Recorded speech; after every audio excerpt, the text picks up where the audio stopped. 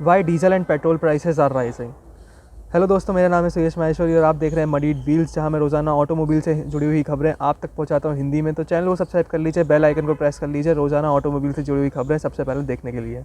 तो दोस्तों, आज मैं बात करूंगा कि आखिर ये पेट्रोल और डीजल के प्राइसेस क्यों बढ़ते जा रहे हैं। साथ ही मैं वीडियो के लास्ट में बताऊँगा अपना पॉइंट ऑफ व्यू कि कैसे हम इकोनॉमी पर बिना चेंज करें या फिर इकोनॉमी पर बिना इफ़ेक्ट डालें हम कैसे कंट्रोल कर सकते हैं प्राइसेस या कम कर सकते हैं प्राइसेस। शुरू करते हैं पहले पॉइंट से, जहां भैया जो पेट्रोल और डीज़ल के प्राइसेस है वो शुरू से ही अपोजिशन पार्टी की ट्रिक रही है, मतलब प्रेशर बनाना जो गवर्नमेंट अभी है हमारी उस पर, या फिर इस गवर्नमेंट ने किसी और गवर्नमेंट में कभी ना कभी ये ट्रिक ज़रूर यूज़ करी है कि भैया आप देखो डीजल कितना महंगा हो गया, आप देखो पेट्रोल कितना महंगा हो गया। तो ये ट्रिक हमेशा ही से चलती आ रही है। 2010 में मनमोहन सिंह गवर्नमेंट ने जो है डीरेगुलेट कर दिया था पेट्रोल का प्राइस, और अब 2014 में मोदी सरकार ने कर दिया है डीरेगुलेट प्राइस डीज़ल का।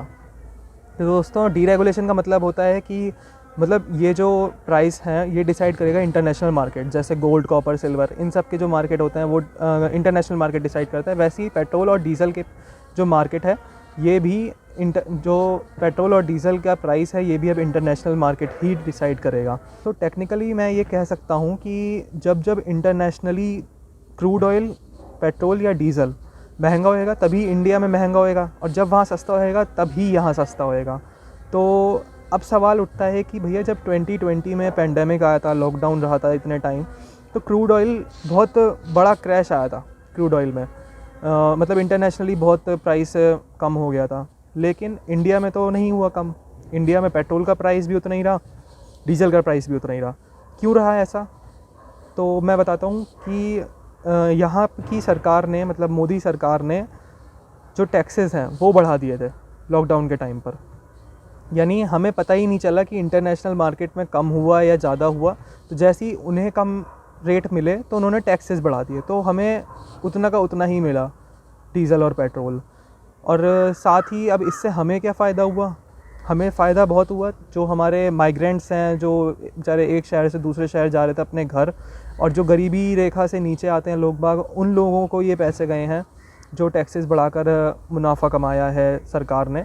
तो सरकार ने अपने पास नहीं रखा, वो इन्हीं लोगों के अकाउंट में डलवाए हैं कि भाई मतलब फार्मर्स को पहुंचाना और इन सब को पहुंचाना और जगह जगह फैसिलिटीज़ देनी। तो अब फिर जब ये टैक्सेस बढ़ा दिए तो जो इनका प्रिंसिपल सोर्स ऑफ इनकम था गवर्नमेंट का हमारी, वो बन चुका था लिकर और पेट्रोलियम। ये दोनों इंडस्ट्री इनके प्रिंसिपल सोर्स ऑफ इनकम बन चुके थे। अब जब लॉकडाउन ख़त्म हो चुका है और सब कुछ पहले जैसे चल रहा है, सोना चांदी सब अपने पहले वाले रेट पर आ रहे हैं, क्रूड ऑयल भी अपने पहले वाले रेट पर आ रहा है इंटरनेशनली। तो पहले वाले रेट पर आ रहा है मतलब बढ़ रहा है, वो जो पहले क्रैश हुआ था प्राइस उससे वापस आकर अपना पहले वाली पोजीशन होल्ड कर रहा है प्राइस। तो जाहिर सी बात है इंडिया में भी वो पहले वाले प्राइस पे ही मिलेगा पेट्रोल। पर सरकार ने हमारी अभी तक टैक्सेस जो उन्होंने बढ़ाए थे वो टैक्सेस कम नहीं करे हैं, वो टैक्सेस उतने के उतने ही हैं। तो भैया ये सरकार को कदम उठाना चाहिए था, पर सरकार क्यों नहीं कर रही है ऐसा? सरकार इसलिए नहीं कर रही क्योंकि उसका प्राइमरी सोर्स ऑफ इनकम अब यही बन चुका है, या मैं कहूँ प्रिंसिपल सोर्स ऑफ इनकम सरकार का यही बन चुका है कि अच्छा रेवेन्यू जनरेट हो रहा है। और ये सब फिर आम आदमी की जेब पर चोट पड़ने वाली चीज़ें आ जाती हैं कि भाई उसकी जेब पर क्यों चोट पड़ रही है, और दूसरे तरीके हैं टैक्सेस बढ़ाकर। दोस्तों, अब मैं अपना पॉइंट ऑफ व्यू बताता हूँ कि कैसे हम इकोनॉमी को बिना डाउन करे या इकोनॉमी पे ज़्यादा इफ़ेक्ट डाले हम कैसे अपने ये टैक्सेस को रिकवर कर सकते हैं जो गवर्नमेंट ने बढ़ा रखे हैं इसमें पेट्रोल और डीज़ल पर। वो अब जाहिर सी बात है भाई कि पेट्रोल और डीज़ल पर जो टैक्सेस बढ़ा रखे हैं उन्हें हटाकर हमें कहीं और टैक्सेस ऐड करने होंगे। और हम इस टाइम पर कैसे कहाँ पर टैक्सेस ऐड कर सकते हैं? जो कंपनियां ज़्यादा मुनाफा कमा रही है वहाँ हम ज़्यादा टैक्सेस ऐड कर सकते हैं। जैसे फार्मा इंडस्ट्री को ही ले लेते हैं। जब से कोरोना लगा है तो दवाइयाँ तो खूब बिकी रही हैं, तो अच्छा मुनाफा वहाँ पे कमाया जा रहा है। तो वहाँ पर अगर हम टैक्सेस बढ़ा दें और ये जो पेट्रोल और डीज़ल के टैक्सेस है वहाँ कम कर दें, तो इकोनॉमी पर बिना फ़र्क ज़्यादा पड़े, या मैं कहूँ बिल्कुल ना के बराबर फ़र्क पड़े, हमारे जो टैक्सेस के रेवेन्यू है वो भी मेंटेन रहेंगे। सरकार के पास रेवेन्यू भी उतना का उतना ही आता रहेगा, तो सब कुछ वैसे का वैसे ही चलता रहेगा। तो अभी भाई जो आम आदमी की जेब पर चोट पड़ रही है वो पड़ना बंद हो जाएगी, मेन तो ये है। और बाकी ये प्राइस वाइस का तो किस्सा अब ख़त्म होने वाला ही है, क्योंकि जो इलेक्ट्रिक व्हीकल्स हैं वो 10 गुना सस्ता एवरेज देते हैं ये पेट्रोलियम या फिर गैस इंडस्ट्री से।